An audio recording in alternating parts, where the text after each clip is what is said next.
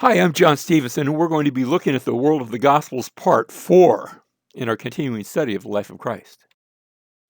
We're looking at a map of Jerusalem. It's a topographical map where you can see the valleys and the mountains that make up the terrain of the city, and then overlaid with that are the modern Crusader walls. Those walls weren't there in Jesus' day, but it helps to get your bearings when you go there today. You'll see the Temple Mount, that's over on the right-hand side. Looks like a square, and then there's another square inside that's actually a little higher level, and then it almost looks round, but it's actually octagon shaped, where the Dome of the Rock is located. To the south of that area, you have, notice I've outlined it in a darker section, and that is David City. It almost looks like, if you can use your imagination a little bit, the entire topography of the area. Just take your left hand and hold it with the palm facing toward yourself, but the fingers pointed down. And notice how I've actually described that here on this map, where David City becomes the thumb, and then the fingers are over to the left. That becomes part of the city. And so if you just trace around what is our modified hand, you see the Kidron Valley on the right, on the east, and then the Hinnom Valley on the left, and it's moving off to the bottom section of our map, but those valleys connect, um, so that the Hinnom actually folds around the southern area of the city. And that leaves me one more valley on the west side to the left of David City. Notice how it sort of pushes its way between the thumb and the fingers of my imaginary hand, and that's known as the Tyropian Valley. Let's change maps, and the same map, although it's oriented a little bit differently. This map is turned over, just rotated around a bit so that I'm looking toward the northwest. I can see the Temple Mount with the Court of the Gentiles over on the right, and then the Kidron Valley at the bottom of my screen, and notice how that intersects with the Valley of Hinnom, which wraps around. And I mentioned the Tyropian Valley, so there it is. It's not quite so deep, but it makes it sort of pushes up the central part of the city. And as I said, that means the Valley of the Cheesemakers. Probably tells me what was going on, at least in a portion of that valley that it gave its name.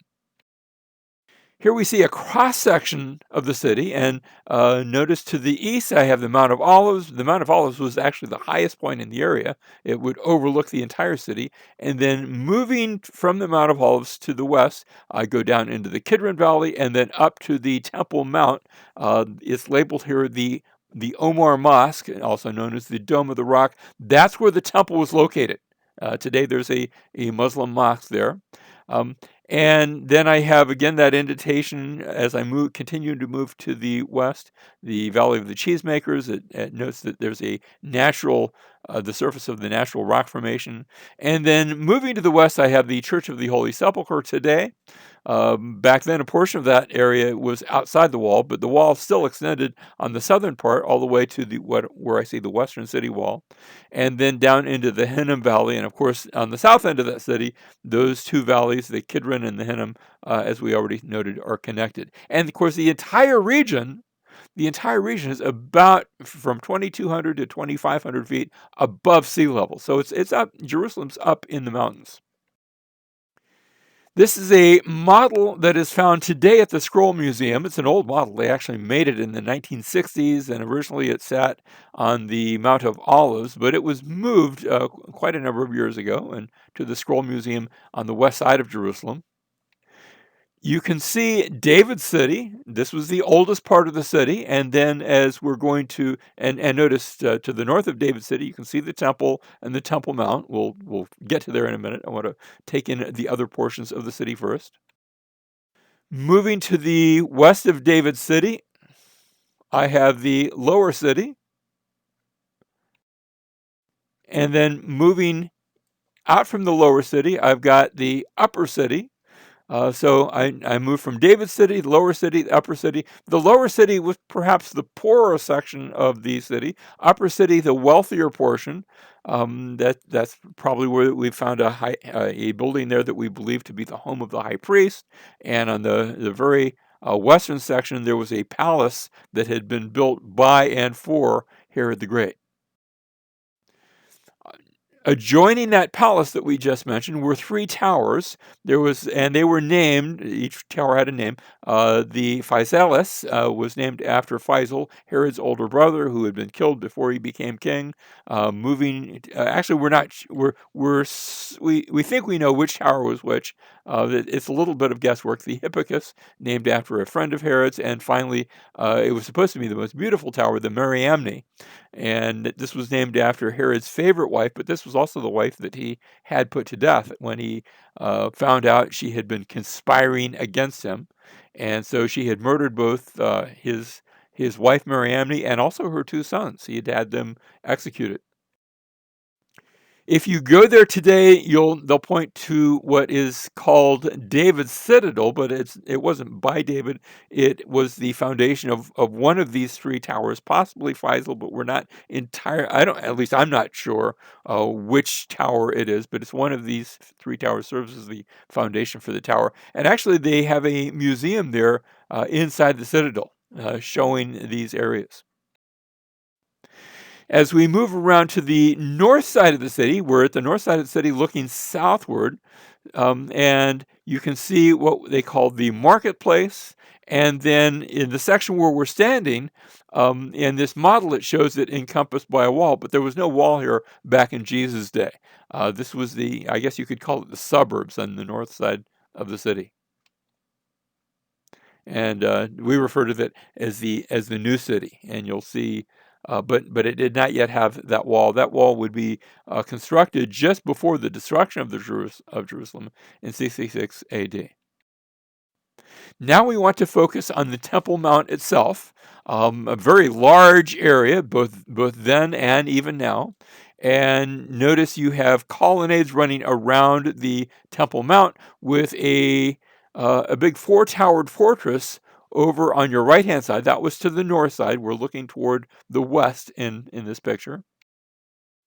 Let's swing around to the other side of the Temple Mount. I want to look at some of the gates that come into the Temple Mount. So we're standing on the southwest corner of the Temple Mount, looking toward the northeast, and I want you to notice the different wall sections. Now, I've blocked in a section which today is still there. That's the only part of the Temple Mount. Well, it's one of the only parts you can go to today. We're going to see some areas on the south end of the Temple Mount too. But what I blocked in is what is today we call the Western Wall. That's the part that you see if you go to the Western Wall today. And notice how there's an archway on the very southwest corner. This is known as Robinson's Arch. You just say, well, I don't see much of an arch. Here's what it would have looked like. I'm just tracing out the rest of that section. And that's just the underside of the arch. That's holding up a bridge over top of it. Of course, it's all in ruins today. You go to that section, you can still see the archway. Paul is waving, and it's my wife, and with the arch behind her. And the rubble that used to comprise that arch is still there today. It's still in ruins because the Temple Mount was largely destroyed by the Romans when the city fell in the year 70 A.D. You can find there, amidst the rubble, now they took the original of this piece to a museum, so this is a reproduction with which myself and my guide are standing. But they found engraved on here was a Hebrew engraving. It says to the place, actually literally, it's to the house, Labait, to the place or to the house of trumpeting. And it's believed that this section was part of a tower at the very pinnacle of the southwest corner of the temple, where every morning one of the priests would go up to the very top, and as the sun first began to shine over the top of the Mount of Olives, from that pinnacle, that's the first place you'd see the rays of the sun coming over the top of the mountain, he would blow a trumpet, and this was the signal that the preparations for the morning sacrifices were to begin. And this was done each and every day. We mentioned the Western Wall. It's quite extensive, but remember in our picture we showed that the Western Wall originally went a good 60 feet below the present ground. That has gradually, over the last 2,000 years, it's been built up, and it's also been torn down. So notice how you can see the walls, the stones on your right, the very large stones in the middle, and then the higher up you go, the smaller the stones get. That's because those stones that you see that are smaller, they are from a later period. They are not from Herod the Great's period, but those are later Byzantine and Crusader stones as the wall continued to be repaired and go up higher. Originally, it went much higher with much larger stones comprising the entire wall. Again, let's look at that picture. And here we noted the part of the wall that we see today. It originally went much lower, originally went much higher. But you see just that little portion that you can go to and see today at the Western Wall. Now I've changed models for this picture because we moved over to the south section of the Temple Mount. We're looking at the south wall of the Temple Mount. This model is found in Orlando. It was built by the folks at the Holy Land Experience. Actually, it was, the first rendition of the model was done by one of my associate professors at South Florida Bible College, Dr. Gary Cohen. But they improved on it and made it much larger. And notice how you see three gates on the right and two gates on the left. The reason I'm using this model instead of the one in Jerusalem is the one in Jerusalem was made before they actually found the gates. And so I remember when I first saw the one in Jerusalem, I said, they have it wrong. And my guide said, yes, that's true, they do. It's because it's an older model. They found the gates, they didn't fix the model.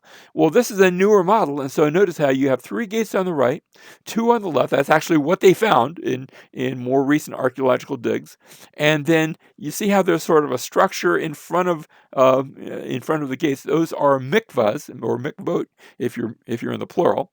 The mikvot is the plural of a mikvah, feminine plural, and those are ceremonial washing places where you would go and you would ceremonially wash yourself in one of these places. These are pools, but they would have had something that made it private to the private, so that you could have I imagine you'd have a section for men and a section for women as you wash, and then go up through these gates. These are called the Huldah gates, named after the prophetess Huldah from the days of Josiah in the Old Testament. And then coming out on the other side, notice how you see two gates over on the far left part of the screen. There's a stairway coming up from the Huldah gates that bring you into the court of the Gentiles and into up onto the Temple Mount. As we get to the temple proper, because the temple area, the Temple Mount, divides that area from this area by a low retaining wall. But as we're looking at this photo, we've now come through the wall. Only Jewish people were allowed into the section. And in the foreground, you see what is the court of the women.